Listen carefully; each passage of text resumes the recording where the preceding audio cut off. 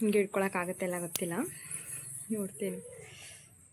ಕರೆಕ್ಟಾಗಿ ಸೆಟ್ ಆಗ್ತಾ ಇದೆಯಾ, ಬೆಳಕು ಕಾಣಿಸ್ತಿದೆಯಾ ಗೊತ್ತಿಲ್ಲ, ಸ್ವಲ್ಪ ಬೆಳಕು ಜಾಸ್ತಿ ಹೊಡಿತಾ ಇದೆ ನನ್ನ ಮುಖಕ್ಕೆ. ಸ್ವಲ್ಪ ಕ್ಲಿಯರ್ ಇದೆ ಅಂತ ಅಂದ್ಕೊಳ್ತೀನಿ. ಓಕೆ, ಹಾಯ್ ಹಲೋ ಎವ್ರಿವನ್, ಎಲ್ಲರೂ ಹೋಗಿದ್ದೀರಾ? Welcome to my channel Richa diaries. ನಾನು ಇವತ್ತಿನ ವೀಡಿಯೋದಲ್ಲಿ ಏನು ಹೇಳ್ತೀನಿ, ನಾನು ಈ ವಿಡಿಯೋ ಮಾಡೋಕ್ಕೆ ಅಪ್ಲೋಡ್ ಮಾಡ್ತಾಯಿದ್ದೀನಿ ಗೊತ್ತಿಲ್ಲ, ಈ ರೀತಿಯಾಗಿ ಮಾಡ್ತಾಯಿದ್ದೀನಿ. ಈಚೆ ನಿಂತಿದ್ದೆ, ಹಂಗೆ ಒಂದು ಥಾಟ್ ಬಂತು, ಸೊ ಹಾಗಾಗಿ ಅದು ನಿಮ್ಮ ಜೊತೆ ಶೇರ್ ಮಾಡ್ಕೊಬಿಡೋಣ ಈಗಲೇ ಅಂತೇಳಿ ಮಾಡ್ತಾಯಿದ್ದೀನಿ. ಯಾಕೆ ಅಂದರೆ ನಾನು ಎಷ್ಟೊಂದು ವಿಷಯನ ಹೇಳಬೇಕು, ವಿಡಿಯೋ ಮಾಡಬೇಕು, ಓಕೆ ಇದು ಗೊತ್ತಿರಲ್ಲ, ಸೊ ನನಗೂ ಇದು ಗೊತ್ತಿರಲಿಲ್ಲ, ಇದು ಯಾವ ರೀತಿ ತಿಳ್ಕೊಂಡೆ ಅಂತ ತುಂಬ ಅಂದ್ಕೊಳ್ತೀನಿ. ಓಕೆನಾ, ಅದನ್ನು ನೆಕ್ಸ್ಟ್ ಮರ್ತುಬಿಡ್ತೀನಿ. ನೆಕ್ಸ್ಟ್ ಅದ್ರ ಬಗ್ಗೆ ವೀಡಿಯೋ ಮಾಡೋದೇ ಮರ್ತೋಗ್ತೀನಿ. ಎಷ್ಟೋ ದಿನ ಆಗಿರುತ್ತೆ ಅದ್ರ ಬಗ್ಗೆ ವೀಡಿಯೋ ಮಾಡೋದೇ ಮರ್ತೋಗ್ತೀನಿ. ಯಾರಾದರೂ ಕಮೆಂಟ್ ಮಾಡಿದಾಗ ಅಥವಾ ಇನ್ಸ್ಟಾಗ್ರಾಮಲ್ಲಿ ಕೇಳಿದಾಗ ಇದು ಅಂದ್ಕೊಂಡಿದ್ದಲ್ವ ಅಂತ ನೆನಪಾಗುತ್ತೆ. ಸೊ ಹಾಗಾಗಿ ಇವಾಗ ಇಲ್ಲಿ ಸುಮ್ಮನೆ ನಿಂತಿದ್ದೆ, ಈಚೆ ನೆನಪಾಯಿತು, ತಕ್ಷಣವೇ ವೀಡಿಯೋ ಮಾಡ್ತಾಯಿದ್ದೀನಿ. ನಾನೇನು ಕೂಡ ಏನು ಪ್ರಿಪ್ರೇಷನ್ ಇಲ್ಲದೇ ತಕ್ಷಣ ವೀಡಿಯೋ ಮಾಡ್ತಾಯಿದ್ದೀನಿ. ಗೊತ್ತಿಲ್ಲ ಹೇಗೆ ಬರುತ್ತೆ ಅಂತ ಮಾಡ್ತಾಯಿದ್ದೀನಿ. ಈಗ ನಾವು ಮೀಶೋ ಪೇ ಲೆಟರ್ನ ಯೂಸ್ ಮಾಡೋದು ಹೇಗೆ ಅಂತ ನಾನು ನಿಮಗೆ ಹೇಳ್ಕೊಟ್ಟಿದ್ದೆ ಅಲ್ವಾ.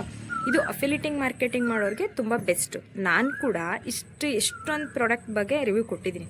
ತುಂಬ ಅಂತ ನಾನು ಹೇಳಲ್ಲ, ಏನು ಪ್ರಾಡಕ್ಟ್ ಬಗ್ಗೆ ರಿವ್ಯೂ ಕೊಟ್ಟಿದ್ದೀನೋ ಇಷ್ಟು ದಿನವರೆಗೂ, ಒಂದು 2 ಮಂತ್ಸ್ ಆಯಿತು ಅನ್ಕೋತೀನಿ ನಾನು ಸ್ಟಾರ್ಟ್ ಮಾಡಿ. ಒಂದು 2 ಮಂತ್ಸಿಂದ ಏನು ಪ್ರಾಡಕ್ಟ್ ತರಿಸಿದ್ದೀನೋ ಅದು ಒಂದಕ್ಕೂ ನಾನು ಅಮೌಂಟ್ ಕೊಟ್ಟು ನಾನು ಬೈ ಮಾಡಿಲ್ಲ. ಓಕೆನಾ, ಮೀಶೋ ಪೇ ಲೆಟರ್ ಯೂಸ್ ಮಾಡಿಕೊಂಡೇ ನಾನು ಬೈ ಮಾಡಿರೋದು ಪ್ರಾಡಕ್ಟ್ನ.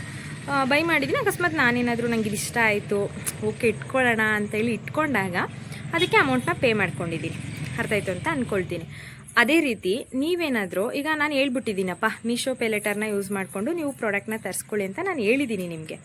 ನೀವು ತರಿಸ್ಕೊಂಡ್ರಿ, ನಿಮಗೂ ಏನಾದರೂ ಓಕೆ ಈ ಪ್ರಾಡಕ್ಟ್ ಇಟ್ಕೋಬೇಕು ಅಂತ ಅನಿಸಿ ನೀವು ಇಟ್ಕೊಂಡ್ರೆ, ಅಕಸ್ಮಾತ್ ನಿಮಗೆ ಗೊತ್ತಿದ್ದರೆ ಓಕೆ, ಗೊತ್ತಿಲ್ಲದೆ ಇರೋರಿಗೆ ಅಂತೇಳಿ ಈ ವಿಡಿಯೋನ ಮಾಡ್ತಾಯಿದ್ದೀನಿ. ಎಷ್ಟೋ ಜನಕ್ಕೆ ಗೊತ್ತಿದೆಯಲ್ವ ನನಗೆ ಗೊತ್ತಿಲ್ಲ, ನನಗೂ ಸ್ಟಾರ್ಟಿಂಗ್ ಗೊತ್ತಿರಲಿಲ್ಲ. ಓಕೆ ಇದನ್ನು ಈ ರೀತಿ ಹೇಳೋಣ, ಯೂಸ್ ಆಗ್ಬೋದು ಅಂತೇಳಿ ಹೇಳ್ತಾ ಇದ್ದೀನಿ. ಮೀಶೋ ಪೇ ಲೆಟರ್ನ ಯೂಸ್ ಮಾಡ್ಕೊಂಡು ನಾವು ಪ್ರಾಡಕ್ಟ್ನ ತರಿಸಿದ್ದೀವಿ. ಅದನ್ನು ನಮ್ಮ ಓನ್ ಯೂಸ್ಗೆ ಅಂದರೆ ಇಟ್ಕೊಬಿಟ್ಟಿದ್ದೀವಿ. ಅಕಸ್ಮಾತು ಈ ಅಫಿಲಿಯೇಟಿಂಗ್ ಮಾರ್ಕೆಟಿಂಗ್ ಮಾಡದೆ ಹೋದವರು ನಾವು ಮೀಶೋ ಪೇ ಲೆಟರ್ನ ಯೂಸ್ ಮಾಡಿ ತರಿಸ್ಕೊಂಡಿದ್ದೀವಿ ಪ್ರಾಡಕ್ಟ್ನ. ಈಗ ನಮ್ಮ ಹತ್ರ ಅವಾಗ ಅಮೌಂಟ್ ಇರಲಿಲ್ಲ, ತರಿಸ್ಕೊಂಡಿದ್ವಿ, ಈಗ ಅಮೌಂಟ್ ಇದೆ, ನಾವು ಪೇ ಮಾಡಬೇಕು ಅಂತ ನೀವೇನಾದರೂ ಅಂದ್ಕೊಳ್ತಾ ಇದ್ದರೆ ಪೇ ಮಾಡೋದು ಹೇಗೆ ಅಂತೇಳಿ ಈ ವಿಡಿಯೋದಲ್ಲಿ ತಿಳಿಸ್ಕೊಡ್ತಾ ಇದ್ದೀನಿ. ನೋಡಿ, ನಿಮ್ಗೇನಾದರೂ ಯೂಸ್ ಆದರೆ ಒಂದು ಲೈಕ್ ಮಾಡಿ. ಓಕೆನಾ, ಲೈಕೇ ಬರ್ತಿಲ್ಲ ನನ್ನ ವೀಡಿಯೋಗೆ, ನೋಡ್ತಾ ಇದ್ದೀರಾ ಬಟ್ ಹೇಳ್ತಾ ಇದ್ದೀರಾ ಏನು ಇನ್ಸ್ಟಾದಲ್ಲೆಲ್ಲ DM ಮಾಡ್ತಾರೆ ಪಾಪ ಯೂಸ್ ಆದವರು, ಥ್ಯಾಂಕ್ ಯು ಮೇಡಮ್ ಯೂಸ್ ಆಯಿತು ಅಂತ ಹೇಳಿ. ಲೈಕ್ ಮಾಡಿ, ನನಗೆ ಇಷ್ಟು ಜನಕ್ಕೆ ಯೂಸ್ ಆಗಿದೆ ಅಂತೇಳಿ ತುಂಬಾ ಖುಷಿ ಆಗುತ್ತೆ.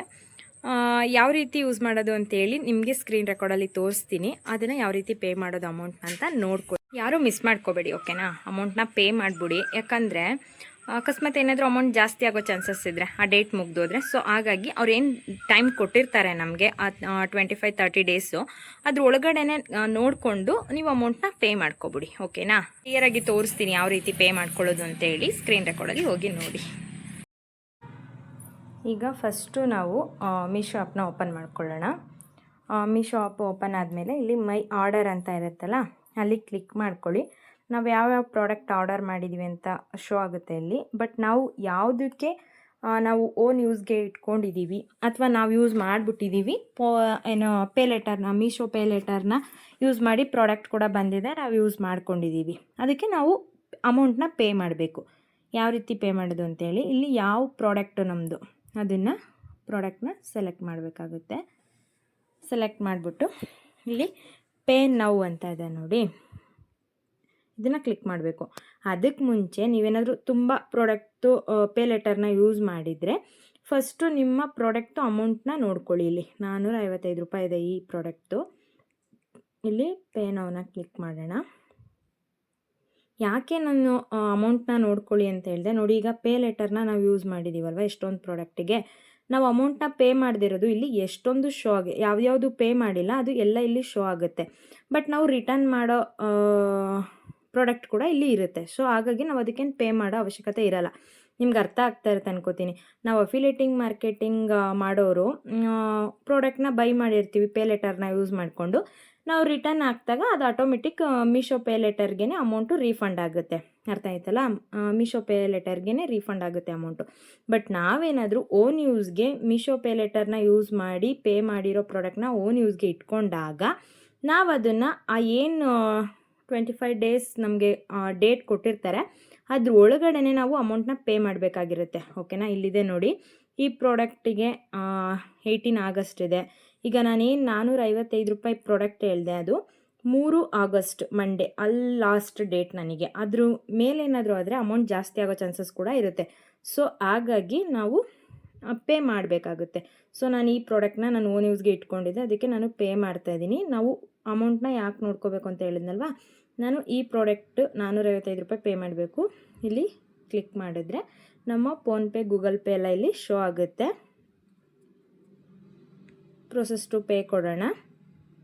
ನೆಕ್ಸ್ಟ್ ಇಲ್ಲಿ ಎಲ್ಲ ಶೋ ಆಗುತ್ತಲ್ಲ, ಇಲ್ಲಿ any U P I payment, Google pay, PhonePe, credit ಅಂತ ಯಾವುದೋ ಇದೆ. ಇಲ್ಲಿ ಫೋನ್ಪೇನ ನಾನು ಸೆಲೆಕ್ಟ್ ಮಾಡ್ಕೊಳ್ತಾ ಇದ್ದೀನಿ. ನಿಮ್ಗೆ ಯಾವ್ದು ಬೇಕು ಅದನ್ನು ಸೆಲೆಕ್ಟ್ ಮಾಡ್ಕೊಳ್ಳಿ. ಆಮೇಲೆ ಡೈರೆಕ್ಟ್ ನಮ್ಮ ಬ್ಯಾಂಕ್ಗೆ ಕರ್ಕೊಂಡೋಗುತ್ತೆ. ಪೇ ಅಂತ ಕೊಟ್ಟಾಗ ನಮ್ಮ ಪಿನ್ ಹಾಕಿದ್ರೆ ಅಮೌಂಟು ಪೇ ಆಗುತ್ತೆ. ಓಕೆನಾ, ಇಷ್ಟೇ. ಇದು ಬಂದು ಮೀಶೋ ಪೇ ಲೇಟರ್ನ ನಾವು ಯೂಸ್ ಮಾಡಿಕೊಂಡು ಪ್ರಾಡಕ್ಟ್ನ ಬೈ ಮಾಡಿರ್ತೀವಿ. ಏನು ನಮ್ಮ ಡೇಟ್ ಎಂಡಿಂಗ್ ಡೇಟ್ ಅಂದರೆ 1 ಮಂತ್ ಅಷ್ಟು ಅವ್ರು ನಮಗೆ ಟೈಮ್ನ ಕೊಟ್ಟಿರ್ತಾರೆ. ಓಕೆನಾ, ಆ ಡೇಟ್ ಒಳಗಡೆ ನಾವು ಪೇ ಮಾಡಬೇಕು.